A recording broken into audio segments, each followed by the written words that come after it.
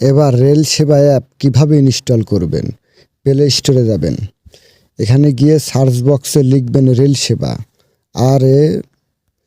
RAIL rail সেবা। প্রথমে যে অ্যাপসটা আসবে সেটাই আমার ইনস্টল করা আছে, আপনার এখানে ইনস্টল লেখা থাকবে। এখান থেকে ওপেন করবেন। ওপেন করার পর এখানে আপনার একটু লোড নিতে পারে। এখানে যে দেখেন, এখানে আপনার মোবাইল নাম্বার এবং পাসওয়ার্ড দিয়ে লগ ইন করতে হবে।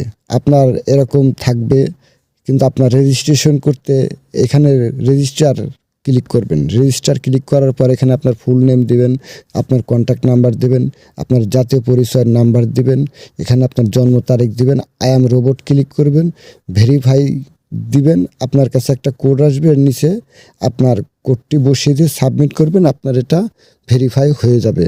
এরপর থেকে আপনি টিকিট কাটতে পারবেন। সারা বাংলাদেশে রেল সেবা আপনাদের জন্য সব সময় 24 ঘন্টা আপনাদের সেবায় নিয়োজিত থাকে।